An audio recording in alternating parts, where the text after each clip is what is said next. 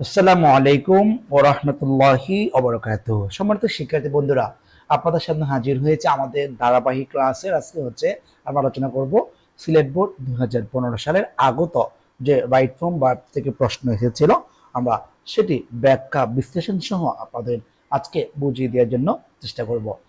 Class যদি ভালো লেগে থাকে অবশ্যই আপনাদের বন্ধু বান্ধবের কাছে শেয়ার করার জন্য বিশেষ অনুরোধ রাখবো।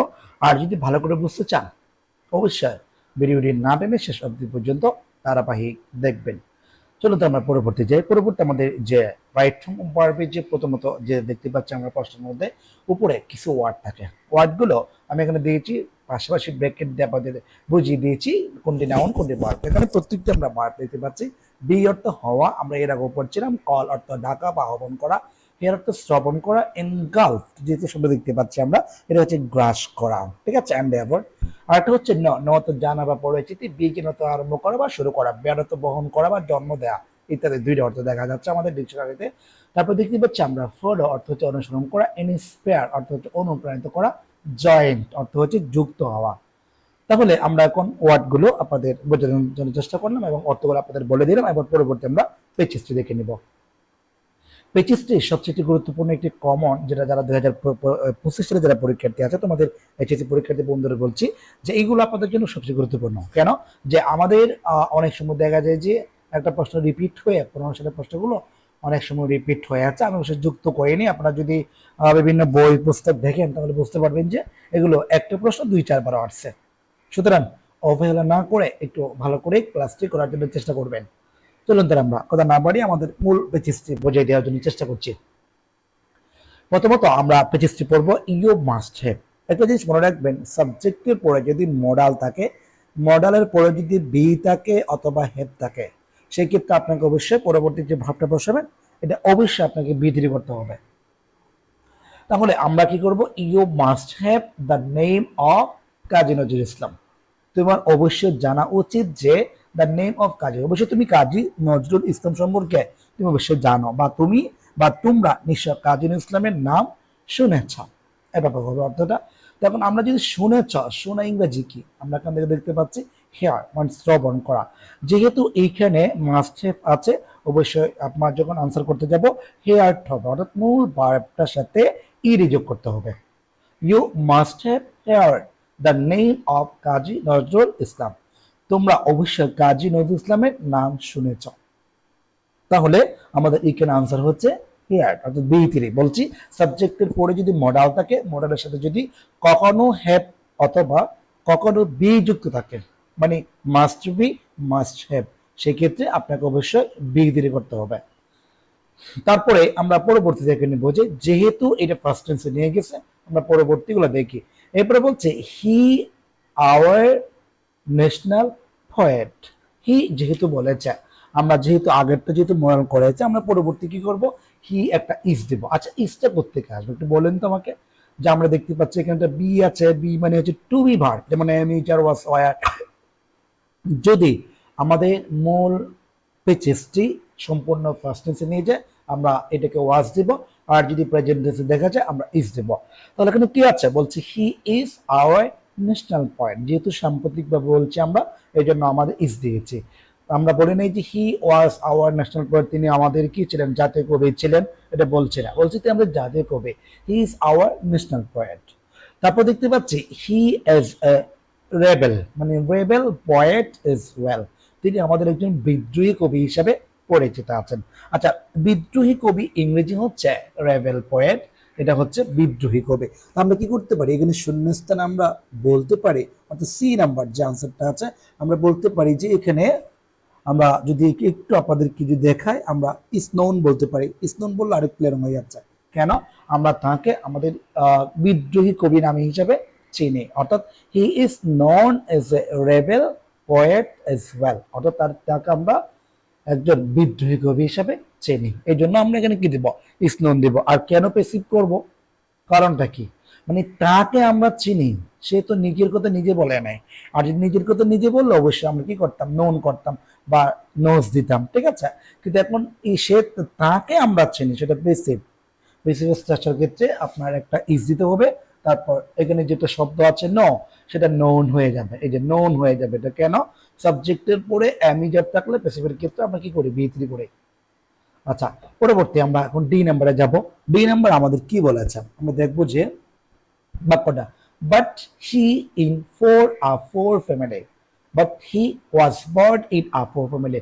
আচ্ছা, ওয়াজ বর্ন করতে আসলো, বেয়ার এক অর্থ জন্মগ্রহণ করা আর একটা বহন করা, দুটো অর্থ আছে। আমরা বলতে পারি বেয়ার তো জন্মগ্রহণ করা, যেহেতু বাক্যের আগা মানে আগের হিসাব পরের হিসাব করে আমাকে শব্দটা বসাতে হচ্ছে।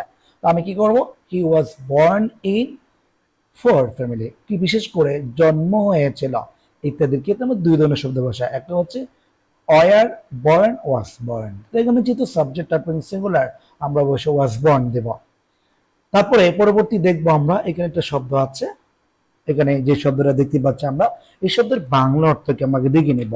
এখানে বলছি ঝিয়ার মানে ভীষণ ভাবে বা ঢেউই অর্থাৎ ভীষণ ভাবে, বাট দেয়ার নিডস কুডন্ট, ভীষণ ভাবে তাদের কি ছিল না, প্রয়োজন নেই কি, হিজ পার্সোনালিটি অর্থাৎ ব্যক্তিত্ব।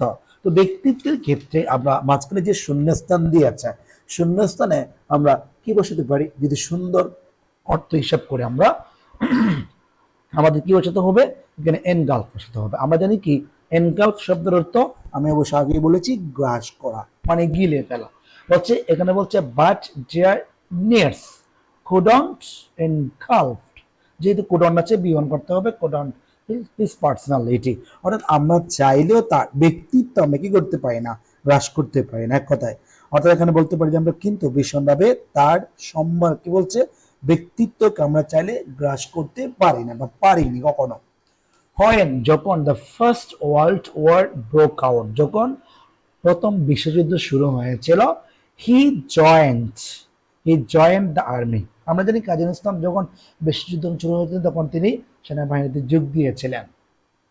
তাহলে এখন কি হবে, জয়েন্ট হবে, এখানে জয়েন্ট শব্দ এখানে আছে, এই যে জয়েন্ট, এই জয়েন্টটা আমরা কি করব, বি2 মানে বি3 দিব, কি করবো আমরা জয়েন দেব, অর্থাৎ বি2 মানে সাবজেক্টের পরে বি2 ইডি যোগ করলে সেটা বি2 হয়ে যায়, বি3 হয়, তবে একটু পার্থক্য আছে। তাহলে এখন আমরা দেখবো যে পরবর্তী আফটার ওয়ার, অর্থাৎ এই যুদ্ধের পরে হি রাইট পোয়েমস, অর্থাৎ তিনি কি করলেন, কবিতা লিখতে শুরু করলেন। তাহলে কবিতা লিখা ইংরেজি কি হবে, লিখা ইংরেজি কি, আমরা জানি কি বিগিন, তিনি শুরু করলেন টু রাইট কবিতা লিখতে, পোয়েমস, অর্থাৎ তিনি যুদ্ধের পর কবিতা লিখতে শুরু করেছেন। তো ওইখানে আমাদের শূন্যস্থান আমরা এখানে দেখতে পাচ্ছি যে আমাদের উপরে যে শব্দটা আছে এখানে দেখতে পাচ্ছি বিগিং, বিগিং মানে আরম্ভ করা, শুরু করা, কিন্তু এখানে বিগিং হবে না কেন, বিশ্বযুদ্ধ আজকে হয়নি, 1900 আপনার কি আছে যে 39 সালে হয়েছিল, তাহলে আজ থেকে অনেকদিন আগে, আমরা ফার্স্ট টেন্স ইউজ করবো। তো এখন আমরা কি করবো, এটা বিজ্ঞান হবে, বিজ্ঞান অর্থাৎ বিজ্ঞান হবে, হি বিজ্ঞান টু রাইট পোয়েমস, তিনি কবিতা লিখতে শুরু করেছিলেন। তারপর এখানে বলছে হি রট স্পেশালি, তিনি বিশেষত লিখেছিলেন ফর দ্য ডাউন ট্রাবল, নিপীড়িত লোকজনদের জন্য, অর্থাৎ তিনি নিপীড়িত, নির্যাতিত এবং চূষিত যে লোকগুলো ছিল ওদের জন্য তিনি কবিতা লিখেছিলেন, এটাই বলেছেন। তারপর আমরা কি করব, এখানে তাহলে আমরা এইটুকু শেষ করলাম, এখন পরবর্তী দেখবো হি আছে। তারপরে বলছে যে হি দা শেলি অফ বাংলা লিটারেচার, অর্থাৎ তাকে বাংলা সাহিত্যের মানে শেলি হচ্ছে ইংলিশ সাহিত্যের বিখ্যাত কবি, অর্থাৎ তাকে বাংলা সাহিত্যের একজন কবি বলা হয়, মানে বিখ্যাত কবি বলা হয়, এই জন্য তাকে ইংরেজি সাহিত্যের কবির সাথে নজরুলকে তুলনা করেছিলেন। আমরা বলতে পারি এখানে he called the Shelley of Bangla literature, তাকে বাংলা সাহিত্যের শেলি বলা হয়। তারপরে বলা হচ্ছে হিজ পোয়েমস অ্যান্ড সংস, তার কবিতা এবং গানগুলো কি হয়েছে, দ্য বেঙ্গলি বাংলাদেশে ইন লিবারেশন ওয়ার, অর্থাৎ বাংলাদেশের স্বাধীনতা যুদ্ধের অনুপ্রেরণা জুগিয়েছিলেন। তাহলে অনুপ্রেরণা যোগানো ইংরেজি কি, ইনস্পায়ার, তার ইডি হবে কেন, সেটা আজকে করে নেই, আগেই হয়েছে, যেহেতু পাস্টের কথা বলেছে পুরা শুরু থেকে শেষ পর্যন্ত আমরা পাস্টের কথাগুলো ইউজ করবো, তার মানে ইনস্পায়ার্ড ডি যোগ করবো। তারপরে আমরা দেখতে পাচ্ছি লিবারেশন, সুতরাং উই শুড, আমাদের উচিত কি করা, ফলো, অনুসরণ করা উচিত। আমরা তো এটা তো এর আগে শেষ করে দিয়েছে, আমরা এখন দেখবো যে ফলো, অনুসরণ করা, অর্থাৎ আমরা এখন তাকে অনুসরণ করা। এখানে একটা কি আছে, শুট আছে, শুট হচ্ছে মডাল, যদি কখনো কোনো সময় সাবজেক্টের উপরে মডাল থাকে আপনাকে অবশ্যই বি1 করতে হবে, তার মানে so we should follow his footprints in our life, সুতরাং আমরা কি করতে পারি, তার জীবনের পদাঙ্ক পদাচরণ আমাদের অনুসরণ করা উচিত। আমাদের জীবনে তার পদাচরণ অনুসরণ করা উচিত। তো আজকে এখানে শেষ করছি। সবাই ভালো থাকবেন, সুস্থ থাকবেন। তবে তার আগে আমি যে উত্তরগুলো বলেছি, উত্তরগুলো আপনাদের নিচে আমি সুন্দর করে লিখে দিয়েছি। অবশ্যই ভিডিওটি ভালো লাগলে অন্যের মাঝে শেয়ার করার জন্য বিশেষভাবে অনুরোধ করছি। আসসালামু আলাইকুম ওয়া রাহমাতুল্লাহ।